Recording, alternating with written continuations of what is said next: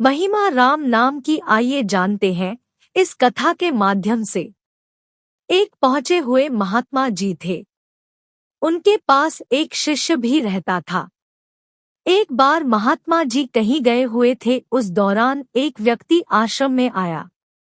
आगंतुक ने कहा, मेरा बेटा बहुत बीमार है, इसे ठीक करने का उपाय पूछने आया हूँ। शिष्य ने बताया कि महात्मा जी तो नहीं है, आप कल आइए। आगंतुक बहुत दूर से और बड़ी आस लेकर आया था। उसने शिष्य से ही कहा, आप भी तो महात्मा जी के शिष्य हैं, आप ही कोई उपाय बता दे, बड़ी कृपा होगी।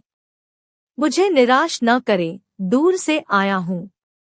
उसकी परेशानी देखकर शिष्य ने कहा, सरल उपाय है, किसी पवित्र चीज पर राम नाम 3 बार लिख लो, फिर उसे धोकर अपने पुत्र को पिला दो, ठीक हो जाएगा। दूसरे दिन वह व्यक्ति फिर आया। उसके शिष्य के बताए अनुसार कार्य किया था तो उसके पुत्र को आम हो गया था। वह आभार व्यक्त करने आया था। महात्मा जी ने कुटिया पर मौजूद थे। आगंतुक ने महात्मा जी के दर्शन किए और सारी बात कही। बड़े आश्चर्य की बात है, मेरे बेटा ऐसे उठ बैठा जैसे कोई रोग ही न रहा हो। यह सब जानकर महात्मा जी शिष्य से नाराज हुए।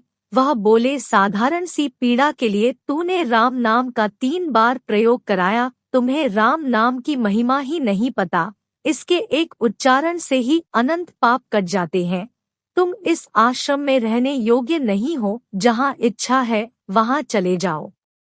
शिष्य ने उनके पैर पकड़ लिए और क्षमा मांगने लगा। महात्मा जी ने क्षमा भी कर दिया, पर उन्होंने सोचा कि शिष्य को यह समझाना भी जरूरी है, आखिर उसने गलती क्या की। महात्मा जी ने एक चमकता पत्थर शिष्य को दिया और बोले, शहर जाकर इसकी कीमत करा लाओ, ध्यान रहे बेचना नहीं है, बस लिखते जाना कि किसने कितनी कीमत लगाई। शिष्य पत्थर लेकर चला। उसे सबसे पहले सब्जी बेचने वाली मिली। पत्थर की चमक देखकर उसने सोचा, यह सुंदर पत्थर बच्चों के खेलने के काम आ सकता है। उसके बदले वह ढेर सारी मूली और साग देने को तैयार हो गई। शिष्य आगे बढ़ा तो उसकी भेंट एक बनिए से हुई। उसने पूछा कि इसका क्या मोल लगाओगे। उसने कहा, पत्थर तो सुंदर और चमकीला है, इससे तोलने का काम लिया जा सकता है, इसलिए मैं तुम्हें 1 रुपया दे सकता हूँ। शिष्य आगे चला और सुनार के यहाँ पहुँचा। सुनार ने कहा, यह तो काम का है, इसे तोड़कर बहुत से पुखराज बन जाएंगे, मैं इसके 1000 रुपए तक दे सकता हूँ। फिर शिष्य रत्नों का मोल लगाने वाले जौहरी के पास पहुँचा। अभी तक पत्थर की कीमत सागमूली और 1 रुपए लगी थी, इसलिए उसकी हिम्मत बड़े दुकान में जाने की नहीं पड़ी थी। पर 1000 की बात से हौसला बढ़ा। जौहरी ठीक से पत्थर को परख नहीं पाया, लेकिन उसने अंदाजा लगाया कि यह कोई उच्च कोटि का हीरा है। वह लाख रुपए तक पर राजी हुआ। शिष्य एक के बाद एक बड़ी दुकानों में पहुंचा। कीमत बढ़ती बढ़ती करोड़ तक हो गई। वह घबराया कि कहीं उसे अब भी सही कीमत न पता चली हो।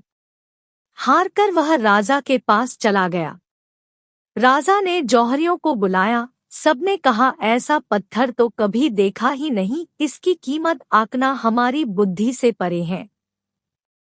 इसके लिए तो सारे राज्य की संपत्ति कम पड़ जाए। महात्मा जी की प्रसिद्धि से सब परिचित थे। राजा ने कहा, गुरुजी से कहना कि यदि वह इसे बेचना चाहे तो मैं उन्हें सारा राज्य देने को तैयार हूँ। शिष्य ने कहा कि नहीं, सिर्फ कीमत पता करनी है। वह वापस आश्रम पर चला आया और सारी कहानी सुना दी। फिर बोला कि जब राजा पत्थर के बदले अपनी सारी संपत्ति देने को राजी है तो इसे बेच ही देना चाहिए। गुरुजी ने कहा, अभी तक इसकी कीमत नहीं आंकी जा सकी है। शिष्य ने पूछा, गुरुजी, राजा अपना पूरा राज्य देने को राजी है, इससे अधिक इसकी क्या कीमत हो सकती है? गुरु ने उसे एक लोहा लेकर आने को कहा। वह लोहे के 2 चिमटे लेकर आया। गुरु ने चिमटों से पत्थर का स्पर्श कराया तो वे सोने के हो गए। शिष्य की तो जैसे आंखें फटी ही रह गई। गुरुजी ने पूछा, तुमने इस पत्थर का चमत्कार देखा, अब बोलो इसकी क्या कीमत होनी चाहिए। शिष्य बोला, संसार में हर चीज की कीमत सोने से लगती है, पर जो स्वयं सोना बनाता हो उसका मोल कैसे लगे। महात्मा जी बोले, यह पारस है, इससे स्पर्श करते ही लोहे जैसी कुरूप और कठोर चीज सोने जैसी लचीली और चमकदार हो जाती है। भगवान के नाम का महिमा भी कुछ ऐसी ही है। इस पारस के प्रयोग से तो केवल जड़ पदार्थ प्राप्त हो सकते हैं जो नश्वर हैं, परमात्मा तक तो यह भी नहीं पहुंचा सकता। लेकिन राम नाम तो संचित आनंद का मार्ग है, इसका मोल पहचानो। जिस नाम के प्रभाव से इंसान भव सागर पार करता है, उस प्रभु को मामूली सी परेशानी में बुला लेना उचित नहीं। राम नाम का प्रयोग सोच समझ कर करना चाहिए। इसी तरह है तुम्हारी अपनी कीमत। इंसान को अपनी कीमत का तब तक पता नहीं चलता जब तक उसे सही पहचानने वाला न मिले। सोचे कितनी बड़ी बात कही महात्मा जी ने। आपकी क्या कीमत है, उसे सही सी पहचानने वाला नहीं मिला। जैसे पारस पत्थर साग बेचने वाले के लिए बस कुछ मूली के बराबर मोल का था, बनिए के लिए 1 रुपए और सुनार के लिए 1000 रुपए की कीमत वाला, जबकि राजा अपना पूरा राजपाट इसके बदले देने को राजी हो गया। भगवान का नाम सर्वश्रेष्ठ है, और आप यदि भगवान के बताए सत्य के मार्ग पर चल रहे हैं तो उनके प्रिय भक्त, भगवान के प्रिय भक्त का मोल समझ लेना किसी ऐरे गैरे के बस की बात तो है नहीं। यदि आप सत्य के मार्ग पर हैं और कोई आपकी कद्र नहीं कर रहा तो कमी आप में नहीं है, कमी तो उसमें है जिसे आपका मोल नहीं पता।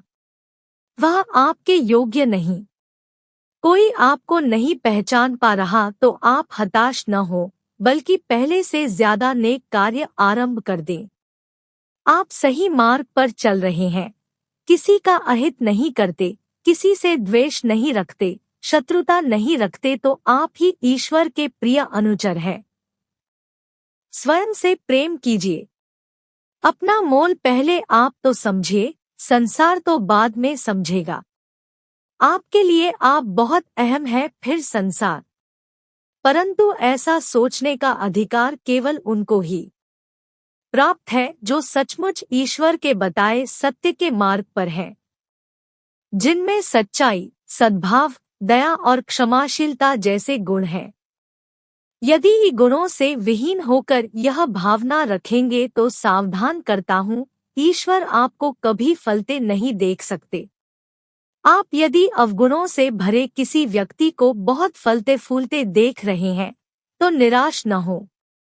आपको नहीं पता कि अंदर से वह कितना भयभीत, कितना खोखला है। वह तो पूर्वजन्म के संचित पुण्य कर्मों के खाते में से दोनों हाथ से उड़ा रहा है। जिस दिन वह पुण्य समाप्त हुआ उसका बुरा हश्र होगा। बुरी राह पर चलने वाले लोगों की संतानें क्यों दुखी रहती है। माता पिता के पूर्वजन्म से संचित कर्मों से बच्चों को अंश मिलता है। अब पापी उस पुण्य को लुटा रहा है तो बच्चों के लिए बचाएगा ही क्या। इसी कारण उनकी संतानें कष्ट भोगती हैं। भगवान के नाम का प्रभाव और उसका रहस्य जब तक हम नहीं समझेंगे तब तक किसी भी शिक्षा का कोई मोल नहीं। आत्मबोध करें, दूसरों के ज्ञान और उपदेश को ग्रहण करें। कहीं ऐसा न हो कि किसी अभिमान में आप ऐसे जौहरी को ठुकरा रहे हों जो आप में पारस देखता है। विशेष आत्मा की अनुभूति का होना आवश्यक है। जिनकी आत्मा सुसुप्त अवस्था में होती है उनको आत्मा की उपस्थिति का अनुभव नहीं होता है। जिसकी आत्मा जागृत अवस्था में होती है वह एक नेक इंसान है और उचित अनुचित, नैतिक एवं अनैतिक के भेद को समझकर ही आचरण करता है। वही इंसान साधु है और पारस पत्थर के सभी गुण उसमें होते हैं। प्रभु कृपा उस पर बरसती रहती है। आज इस माया से भरे संसार में सत्कर्म करने की इच्छा किसी की नहीं होती है। सब अपनी वासनाओं बटा इंद्रियों को पुष्ट करने में लगे रहते हैं। प्रभु कृपा होने पर ही जीव की सत्कर्म करने की इच्छा जागृत होती है।